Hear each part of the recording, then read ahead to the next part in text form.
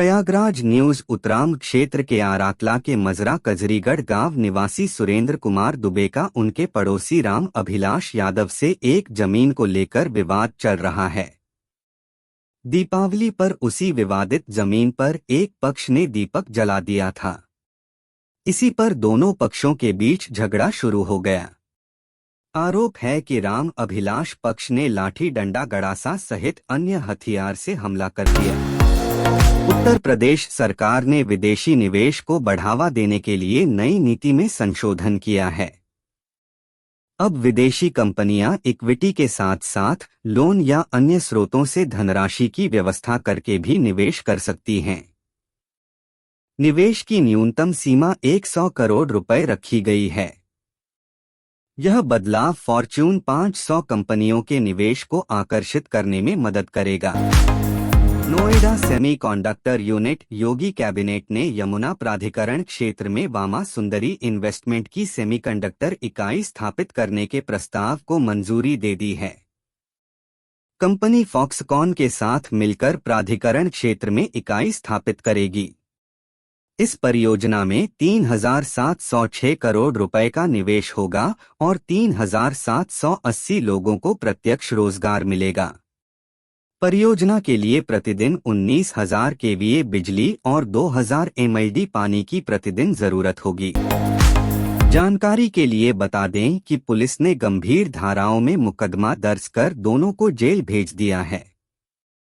सोमवार को पूर्व ग्राम प्रधान ने डीएम को तहसील दिवस में शिकायती पत्र देते हुए आरोप लगाया कि सपा नेता शिव प्रताप यादव, उनके बेटे प्रदीप यादव और बहू ग्राम प्रधान अर्चना यादव ने तालाब और सरकारी जमीन पर अतिक्रमण कर लिया है।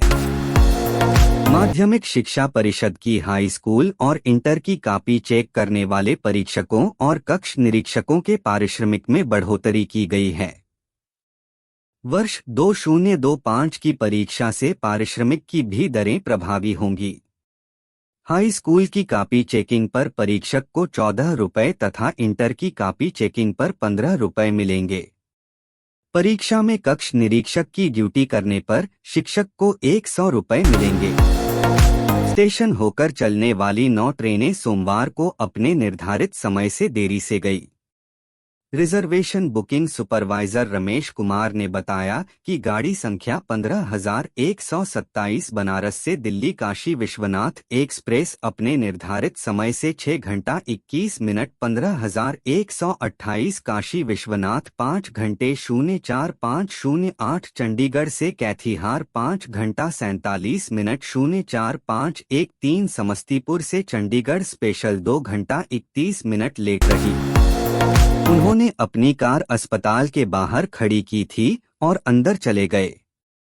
थोड़ी देर बाद जब उन्हें किसी व्यक्ति ने कार से धुआं निकलने की सूचना दी तो बाहर आकर देखा तो उनकी कार धुंधुकर जल रही थी। सूचना पाकर बिलसी पुलिस मौके पर पहुंची और मामले की जांच में जुट गई है। जब तक आग पर काबू पाया जाता तब तक गाड़ी जलकर राख हो गई। कानपुर में 5 साल के बच्चे की टॉफी खाने से गले में फंसने से मौत हो गई। विशेषज्ञों ने चेताया कि 1 से 5 साल के बच्चों के लिए टॉफी च्यूइंग गम और जेली खतरनाक हो सकती है। गले में चीज फंसने पर जोर जोर से खांसने या पीठ पर मारने का संकेत करना चाहिए। अभिभावक को बच्चों को ऐसी चीजों से दूर रखना चाहिए। गाजियाबाद न्यूज। मुख्यमंत्री का काफिला गुजरने से पहले गाजियाबाद में एलिवेटेड रोड पर युवकों ने कार से जमकर स्टंटबाजी की।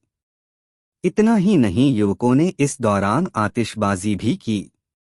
वहीं सूचना मिलने पर पुलिस अधिकारी मौके पर पहुंचे और 5 युवकों को दबोच लिया। पुलिस ने युवकों के पास से 2 मॉडिफाइड जीप, 2 एसयूवी और 1 स्विफ्ट कार जब्त कर ली। वाटर क्राइसिस इन लखनऊ में शारदा नहर बंद होने से इंदिरानगर, गोमतीनगर और चिन्हट की 5 लाख की आबादी को पानी का संकट झेलना पड़ रहा है। नहर बंद होने से कठौता झील में पानी नहीं आ पा रहा है और झील में उपलब्ध पानी हर दिन घट रहा है। इससे कई दिनों से जलापूर्ति में कटौती की जा रही है, जिसका असर पेयजल आपूर्ति पर दिखने लगा है। CJI DY Chandrachud chief justice DY Chandrachud ने एक कार्यक्रम में उनसे जुड़े कई सवालों के बेबाकी से जवाब दिए। प्रधानमंत्री मोदी के उनके घर आने पर चीफ जस्टिस ने कहा कि इसमें कुछ भी गलत नहीं है। सामाजिक स्तर पर न्यायपालिका एवं कार्यपालिका के बीच मुलाकातें होती रहती हैं। साथ ही राम मंदिर वाले फैसले पर भी उन्होंने जवाब दिया। पढ़े सीजेआई ने क्या क्या कहा। कनाडा के ब्रैम्पटन में हिंदू सभा मंदिर को चरमपंथियों ने निशाना बनाया। इस बीच कनाडा की पुलिस ने 3 लोगों को गिरफ्तार किया है। उधर हिंदू संगठनों ने कहा कि खालिस्तान उग्रवाद से निपटने तक राजनेताओं को राजनीतिक स्वार्थ के खातिर मंदिरों का इस्तेमाल नहीं करने देंगे। पीएम मोदी ने भी घटना की कड़ी निंदा की। उन्होंने कहा कि हमारे राजनयिकों को डराने धमकाने की कायरतापूर्ण कोशिश भयावह है। यूएस इलेक्शंस 2024 अमेरिकी डेमोक्रेटिक राष्ट्रपति पद की उम्मीदवार कमला हैरिस की जीत के लिए सोमवार को भारत स्थित उनके पैतृक गांव के हिंदू मंदिर में प्रार्थना की गई। यदि कमला हैरिस चुनाव जीतती हैं, तो करीब 235 वर्षों राष्ट्रपति चुनावों के इतिहास में पहला मौका होगा जब कोई महिला अमेरिका की राष्ट्रपति बनेगी। ओपिनियन पोल बता रहे हैं कि कमला हैरिस और डोनाल्ड ट्रंप के बीच कड़ा मुकाबला है। ओवैसी की ओर से तिरुमाला तिरुपति देवस्थानम से वक्फ बोर्ड की तुलना करने पर टीटीडी के चेयरमैन बीआर नायडू ने कड़ी आपत्ति जताई है। उन्होंने कहा कि वक्फ बोर्ड एक रियल एस्टेट कंपनी है। नायडू ने कहा कि तिरुमाला एक हिंदू मंदिर है और यहां सालों से मांग उठती रही है कि गैर हिंदुओं को शामिल नहीं किया जाना चाहिए। कनाडा के ब्रैम्पटन में हिंदू सभा मंदिर परिसर पर कट्टरपंथियों ने हमला किया। आरोपियों ने महिलाओं और बच्चों को जमकर पीटा। हिंदुओं के खिलाफ हिंसा की घटना सामने आने के बाद भारत ने भी कड़ी प्रतिक्रिया दी। कांग्रेस ने सरकार से कनाडा के सामने सख्ती से मुद्दा उठाने की मांग की। वहीं भाजपा ने सख्त कदम का भरोसा दिया है। आवासन एवं शहरी कार्य मंत्रालय का कहना है कि फिलहाल उसकी नई योजना लाने की कोई प्लानिंग नहीं है। मंत्रालय अभी मौजूदा कार्यक्रमों पर ही फोकस बढ़ा रहा है। साथ ही 16वें वित्त आयोग की सिफारिशें सामने आने का इंतजार किया जा रहा है। यह संभव है कि शहरी विकास में राज्यों की जिम्मेदारी बढ़ाई जाए। पढ़े क्या है केंद्र की पूरी प्लानिंग। केंद्रीय गृह मंत्री अमित शाह ने कहा कि मोदी सरकार ने देश में प्राथमिक और माध्यमिक से लेकर इंजीनियरिंग और मेडिकल की शिक्षा भारतीय भाषाओं में उपलब्ध कराकर सभी भाषाओं के विकास के लिए अनुकूल वातावरण तैयार किया है। साथ ही उन्होंने कहा कि पीएम मोदी ने हर अंतर्राष्ट्रीय मंच पर हिंदी में बोलकर राष्ट्रभाषा हिंदी का गौरव बढ़ाने का काम किया है। PM Modi on Canada. प्रधानमंत्री नरेंद्र मोदी ने कनाडा को सख्त लहजे में संदेश दिया है और कहा है कि प्रतिक्रिया दी है और कहा है कि कनाडा ने हमारे राजनयिकों को डराने धमकाने की कायरतापूर्ण कोशिशें की हैं। साथ ही पीएम मोदी ने कनाडा में हिंदू मंदिर पर हुए हमले की भी निंदा की है। पढ़े पीएम मोदी ने क्या क्या कहा।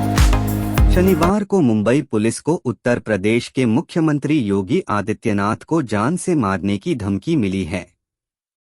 Mumbai police traffic control cell को भेजे गए इस संदेश में चेतावनी दी गई है कि अगर सीएम योगी 10 दिनों के भीतर इस्तीफा नहीं देते हैं तो उन्हें बाबा सिद्दीकी की तरह मार दिया जाएगा।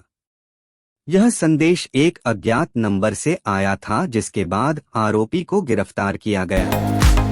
मुंबई पुलिस आयुक्त विवेक फंसालकर को सोमवार को राज्य सरकार ने महाराष्ट्र के पुलिस महानिदेशक का अतिरिक्त प्रभार सौंप दिया। एक अधिकारी ने यह जानकारी दी। इससे कुछ घंटे पहले ही चुनाव आयोग के आदेश पर मौजूदा डीजीपी रश्मि शुक्ला का तबादला कर दिया गया था। यह दूसरी बार है जब फंसालकर को राज्य के शीर्ष पुलिस अधिकारी की अतिरिक्त जिम्मेदारी सौंपी गई है। इस वक्त दुनिया की नजर यूएस प्रेसिडेंट इलेक्शन की खबरों पर है। पूर्व राष्ट्रपति डोनाल्ड ट्रंप और उपराष्ट्रपति कमला हैरिस के बीच कड़ी टक्कर देखने को मिल रही है। 5 नवंबर को अमेरिका में राष्ट्रपति चुनाव होने जा रहे हैं। इससे पहले जानिए कि हॉलीवुड सेलिब्रिटीज किसे अमेरिका का राष्ट्रपति बनाने की सोच रहे हैं। जानिए इस बारे में। बॉलीवुड अभिनेता आयुष्मान खुराना एक अभिनेता होने के साथ साथ गायक भी हैं। उन्होंने अपनी कई फिल्मों में गानों को अपनी आवाज दी है। उन्होंने रोमांटिक से लेकर एक्शन ड्रामा तक में काम किया है। दैनिक जागरण के साथ बातचीत में थामा एक्टर ने रिवील किया है कि फिल्मों में आखिर वह किस चीज के प्रति सावधानी बरतते हैं। अभिनेता संजय कपूर की बेटी शनाया कपूर एक्ट्रेसेस सुहाना खान और अनन्या पांडे की बचपन की दोस्त हैं। सुहाना और अनन्या ने बॉलीवुड में डेब्यू कर लिया है, लेकिन शनाया का डेब्यू लंबे समय से अटका हुआ है। जल्द ही वह साउथ से अभिनय शुरू कर रही हैं।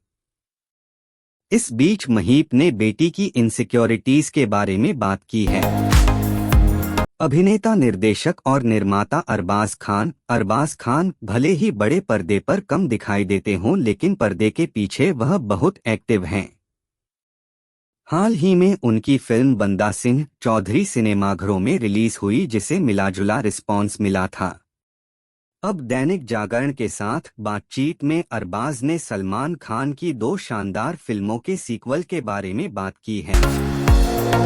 हॉरर कॉमेडी फिल्म भूल भुलैया 3 में मंजुलिका की बहन का किरदार निभाने वाली माधुरी दीक्षित काफी चर्चा में हैं। हॉरर मूवी में एक्ट्रेस की एंट्री ने बवाल मचा दिया है। अब दैनिक जागरण के साथ बातचीत में माधुरी दीक्षित ने अपनी डेब्यू फिल्म से लेकर जिंदगी में डर को लेकर खुलकर बात की है। बस कुछ दिन और जब नहाए खाए 5 नवंबर के साथ घाटों से लेकर घरों तक छठ के गीतों की धुनें सुनाई देने लगेंगी। ये गीत सिर्फ चुनिंदा शहरों ही नहीं बल्कि पूरे देश में फैल चुके हैं, जिनकी विशेषता है परंपरागत धुन और साधारण से शब्द। विनोद अनुपम ने छठ के पारंपरिक गीतों के प्रसार और आधुनिक अंदाज पर बात की है। हाल ही में न्यूजीलैंड क्रिकेट टीम ने भारतीय क्रिकेट टीम को टेस्ट सीरीज में 3-0 से मात दी। इस शर्मनाक हार से भारतीय टीम को world test championship points table में नुकसान हुआ है। भारतीय टीम अब दूसरे नंबर पर पहुंच गई है। अब भारतीय टीम ऑस्ट्रेलिया दौरे पर जाएगी। इस दौरान भारतीय टीम को 5 टेस्ट मैचों की सीरीज खेलनी है। WTC final scenarios New Zealand cricket team के खिलाफ घर पर टेस्ट सीरीज में शर्मनाक हार के साथ ही भारतीय टीम की मुश्किलें बढ़ गई हैं। भारतीय टीम का विश्व टेस्ट चैंपियनशिप फाइनल खेलने का सपना अब टूट सकता है। न्यूजीलैंड के खिलाफ पहले 2 टेस्ट में हार के बाद भी भारतीय team world test championship points table में टॉप पर थी। जय शाह के ICC चेयरमैन बनने के बाद से ही BCCI के नए सचिव की तलाश की जा रही है। जय शाह के कार्यकाल की 1 दिसंबर से शुरुआत होगी। ऐसे में जय शाह की जगह कौन लेगा, उस नाम का खुलासा हो सकता है। इस बीच खबर आई है कि दिल्ली एवं जिला क्रिकेट एसोसिएशन DDCA के प्रेसिडेंट रोहन जेटली BCCI के अगले सचिव हो सकते हैं। भारतीय क्रिकेट टीम को न्यूजीलैंड के खिलाफ टेस्ट सीरीज में हार का सामना करना पड़ा था। ये न्यूजीलैंड की भारत में पहली टेस्ट सीरीज जीत है। इससे पहले कीवी टीम कभी भी भारत में टेस्ट सीरीज नहीं जीती है। अब भारत के लिए ऑस्ट्रेलिया दौरा अहम हो गया है। रोहित की कप्तानी में भारत को यहां जीत हासिल करनी होगी।